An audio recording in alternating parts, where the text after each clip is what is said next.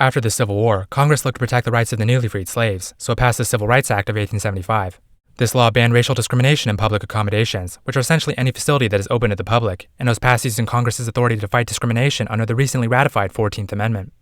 Despite this, it got struck down in 1883 by the Supreme Court, which decided that the 14th Amendment only allowed Congress to restrict states from discriminating, not private individuals.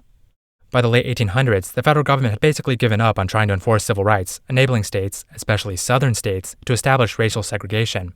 Segregationist laws were upheld by the Supreme Court in the 1896 case Plessy v. Ferguson, and so within just a few decades from the Civil War, segregation had become deeply entrenched in Southern society.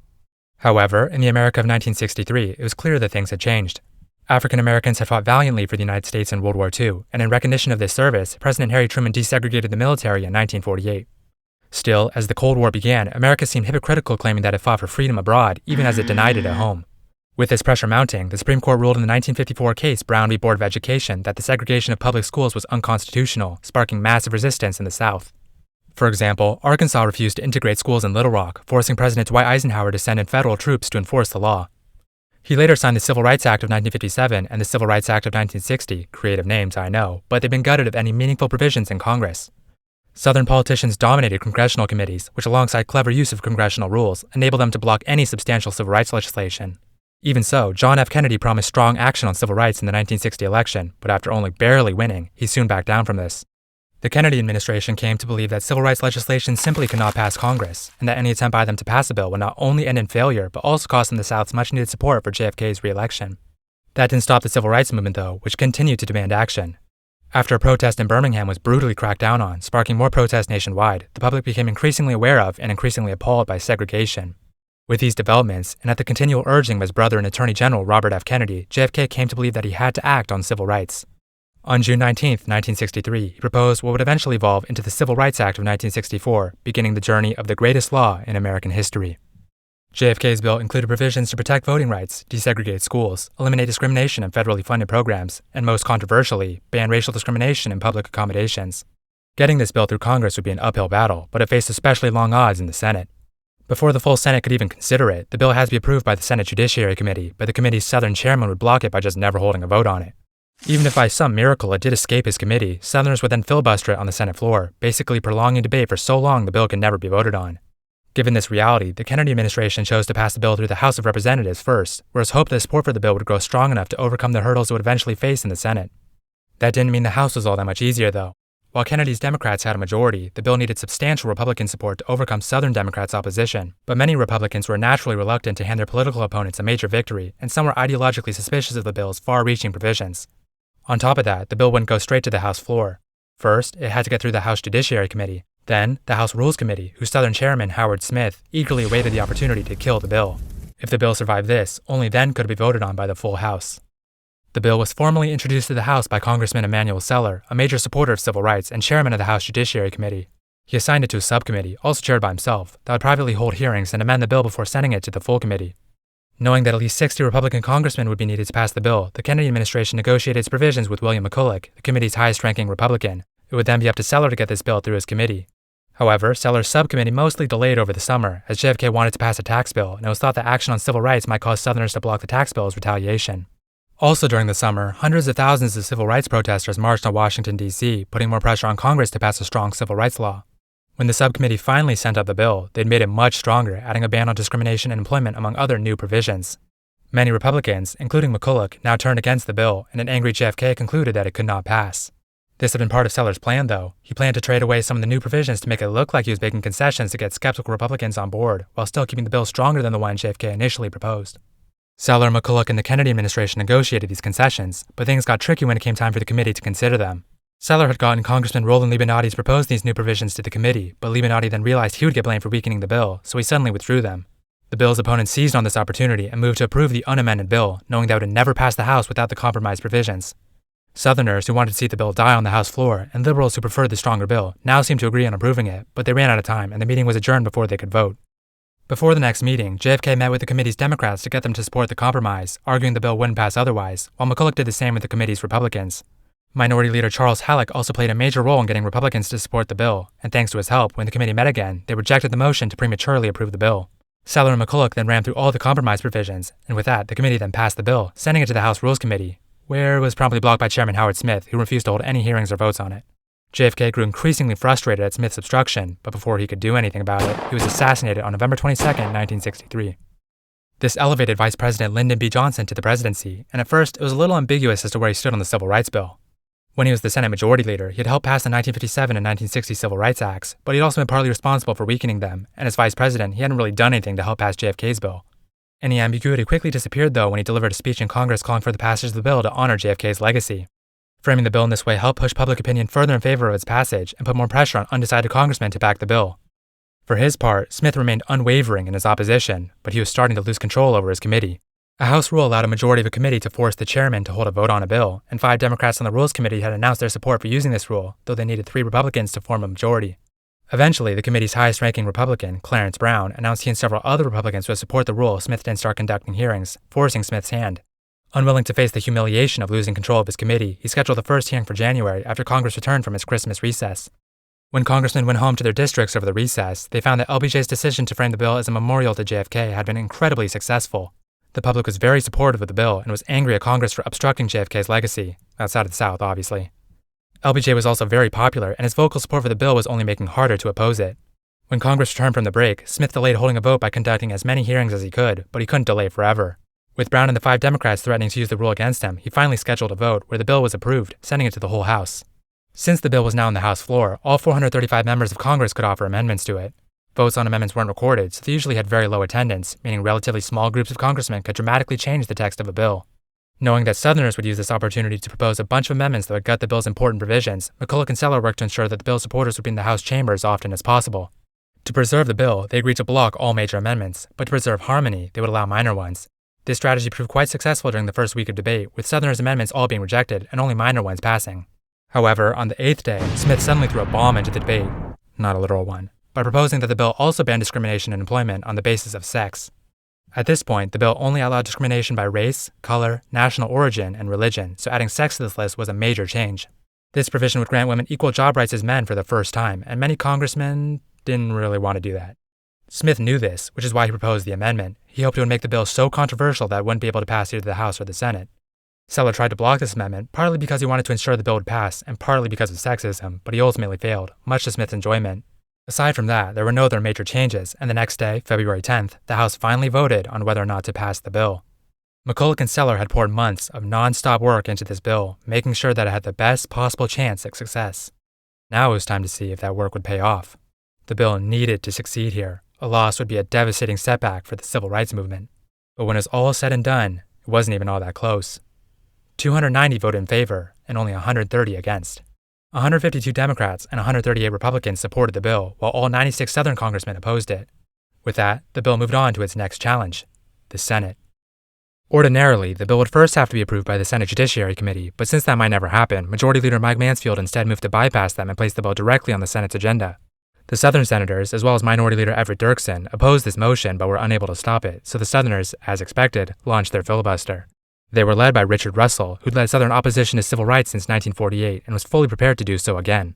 To break this filibuster, the bill's supporters had 2 options. LBJ proposed option 1, that the Senate hold non-stop 24-hour sessions until the Southerners got too tired to keep going, the same strategy that he used when he was Senate Majority Leader to pass the 1957 and 1960 Civil Rights Acts.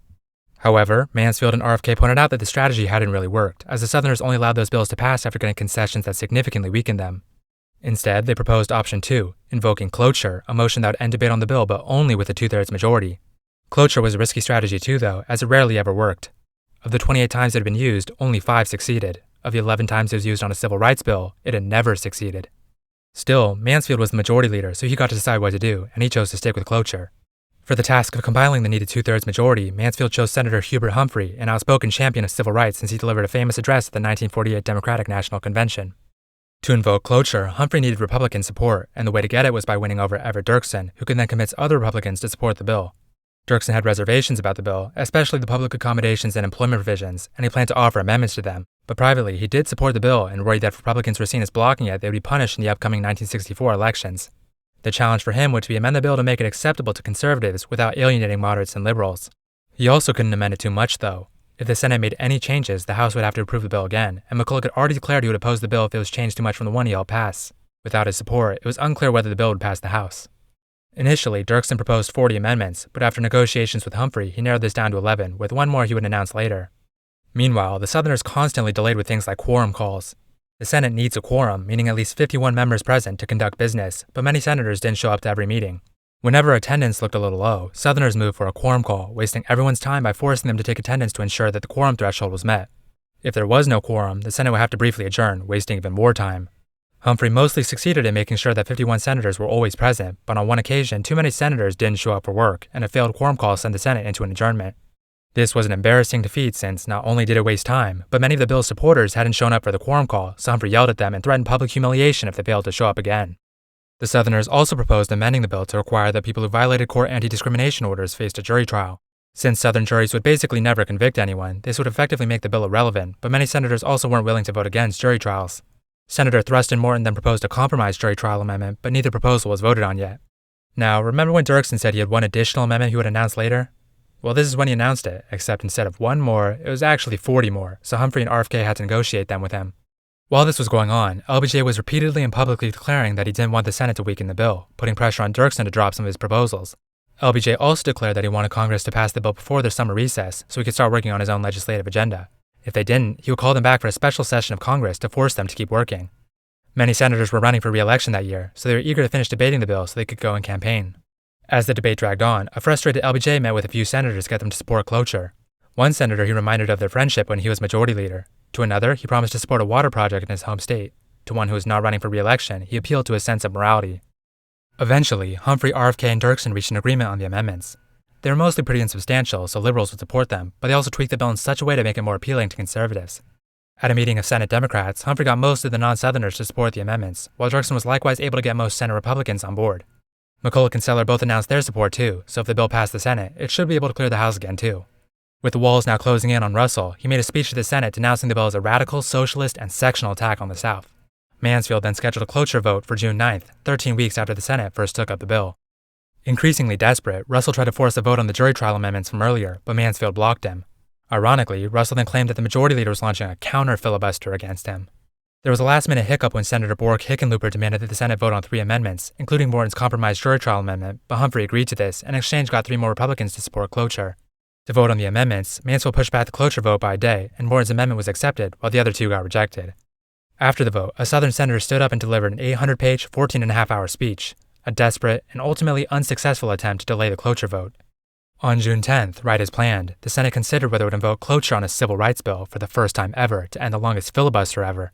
Getting 2/3 of the Senate to agree on anything is a tall ask, and even up until right before the vote, it still wasn't clear whether there were enough votes in favor. A lot was riding on this moment.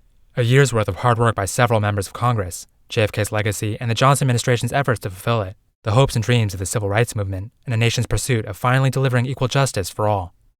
In the end, they succeeded by a vote of 71 to 29, just 4 votes over the 2/3 threshold.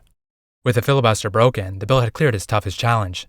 Now the Senate just needed to finish up its work and finally pass the bill. By a wide margin, they passed Dirksen's amendments, and they also considered 117 other amendments, but only 11 minor ones got accepted. After this, each senator got a chance to speak on the bill. Southerners all took turns denouncing it, but there were a couple of non-Southerners who opposed it too. Notably, Arizona's Barry Goldwater proclaimed that although he supported civil rights, he could not support a law that regulated how private individuals conducted themselves. When Russell got to speak, he clearly accepted defeat, conceding that despite his best efforts, the bill would become the law of the land. Lastly, Mansfield, Humphrey, and Dirksen got to speak, each praising the bill and each other for their work in crafting it. Together, they had managed to push the bill through the Senate without having to weaken it, and through months of constant work, they had gotten 2/3 of the Senate to vote for cloture, a feat that once seemed impossible. With that, on June 19th, the Senate voted to pass the bill 73 to 27. 46 Democrats and 27 Republicans voted in favor. Because the Senate had made changes, the bill has to be approved by the House a second time, so the South's last chance at blocking its passage now rested with Howard Smith. Like before, Smith's Rules Committee had to approve the bill before the whole House could vote on it, and like before, he dragged his feet as much as he could. However, unlike before, the bill just had too much momentum for him to have any realistic hope of stopping it. Clarence Brown and the 5 Democrats were still willing to force him to schedule a vote if he didn't do it himself, so when he finally got around to holding the vote, as expected, the bill got passed. This was to be one of Smith's last battles in Congress, and despite his best efforts, ended in total defeat. He'd lost his control over his committee and was completely unable to stop the Civil Rights Bill. He even ended up strengthening it with his sex provision. The next day, the bill was sent to the full House, and Smith gave one last speech denouncing it. After him, McCulloch spoke, receiving a standing ovation for his work in passing the bill. He had been instrumental in negotiating its provisions and shepherding it through the House. Next, a Southern congressman spoke, explaining that although he had voted against the bill the first time, he now planned to vote in favor of it, a clear sign that things were really changing, even in the South. Sellers gave the final speech, and he too got a standing ovation. With McCulloch, he had played a fundamental role in shaping and passing the strongest civil rights bill in American history. Finally, on July 2nd, 379 days after it was first proposed, the House voted to pass the bill 289 to 126. A few hours later, LBJ held a televised ceremony where he signed the Civil Rights Act of 1964 into law. Later that year, the 1964 election was held. Barry Goldwater, remember him from earlier, won the Republican nomination, while LBJ received the Democratic nomination. As his running mate, LBJ chose Hubert Humphrey, partly out of recognition for his work in passing the Civil Rights Act, and the two of them went on to defeat Goldwater in a landslide. Goldwater's vote against the Civil Rights Act helped him carry the Deep South, but it alienated him from the public and the rest of the country, contributing to his historic defeat. The 1964 Civil Rights Act was also challenged in court, but unlike the 1875 Act, the court upheld it. This time, the government defended the law by arguing that it was constitutional through Congress's authority to regulate commerce, and in a unanimous decision, the court agreed. 345 years after the first slaves landed on Virginia's shores, 188 years after America declared itself a republic built on the inherent liberty within mankind, and 99 years after a bloody civil war brought the institution of slavery to an end, America was a changed nation. America was founded on the idea that all men are created equal, but for a long time we struggled to reconcile this great ideal with the realities of slavery and segregation. Although the Civil War and Reconstruction made significant progress towards realizing this ideal, they were ultimately unable to fulfill America's founding promise of equality. Thanks to the incredible efforts of dedicated leaders from both parties, in 1964, with a single law, we took one of our largest steps towards completing the unfinished work of America's founding. It wasn't easy, but that's what makes their work so admirable. They did it not because it was politically convenient, but because it was morally right. This piece of legislation broke open the floodgates on civil rights, paving the way for an ever-expanding list of new laws, court rulings, and executive orders in the decades since that have further advanced America's founding ideals. No other law has single-handedly had such a profound and expansive impact on America, which is why I believe the Civil Rights Act of 1964 is the greatest law ever passed.